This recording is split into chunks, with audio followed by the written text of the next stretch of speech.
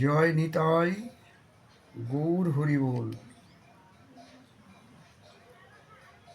হরিনাম জপ ও হরিনাম উচ্চ সংকীর্তন এর ফলাফল কি এক নাকি শতগুণ? কি বলছেন শাস্ত্র?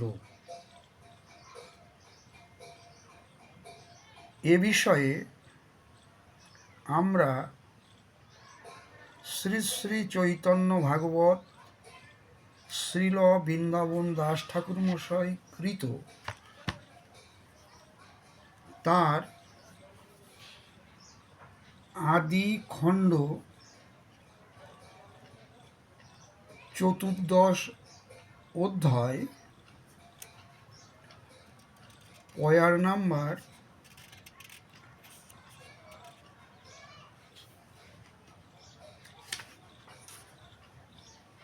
266, 67 এবং 268 নম্বরে থেকে জানতে পারি।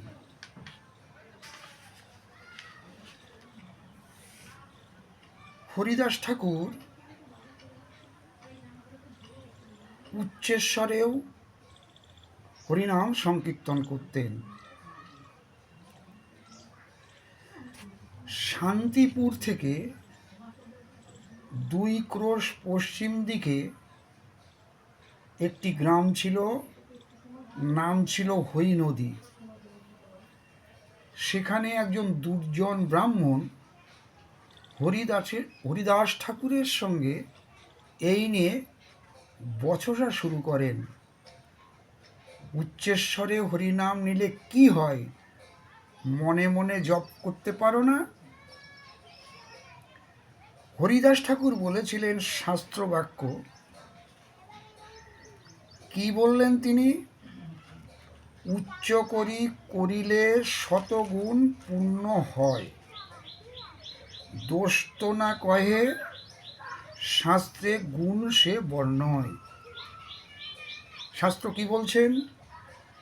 উচ্চই শতগুণম ভবেত ইতি, অর্থাৎ উচ্চেশ্বরে নাম কীর্তনে শতগুণ পুণ্য সম্ভব হয়। আমরা পয়ারে কি পাচ্ছি?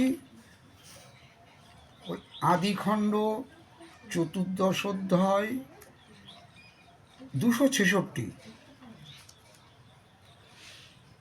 পক্ষী কীট পশু আদি বলিতে না পারে, শুনিলেই হরি নাম তারা সব তরে। জপিলে সে কৃষ্ণ নাম আপনি সে তরে, উচ্চ সংকীর্তনে সব উপকার করে। অতএব উচ্চ করি কীর্তন করিলে শতগুণ ফল হয় সর্বশাস্ত্রে বলে।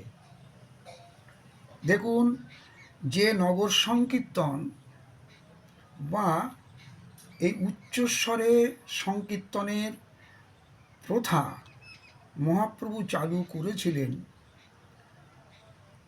সেটা কিন্তু পরিষ্কার বোঝা গেল পশু পক্ষী কীট ইত্যাদি যে প্রাণীরা আছে তারা বলতে পারে না, কিন্তু তারা শুনতে পেলে তারা উদ্ধার হয়ে যাবে।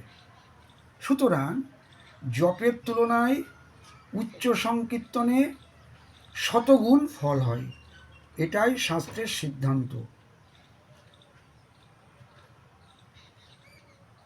ভিডিওটি ভালো লাগলে শেয়ার, কমেন্টস, লাইক করবেন, প্রয়োজনে সাবস্ক্রাইব করবেন, যাতে পরবর্তী ভিডিও আপনারা সহজে পেতে পারেন। জয় নিতাই গৌর হরি বল। রাধে রাধে। শুভ গৌর পূর্ণিমা কি জয়।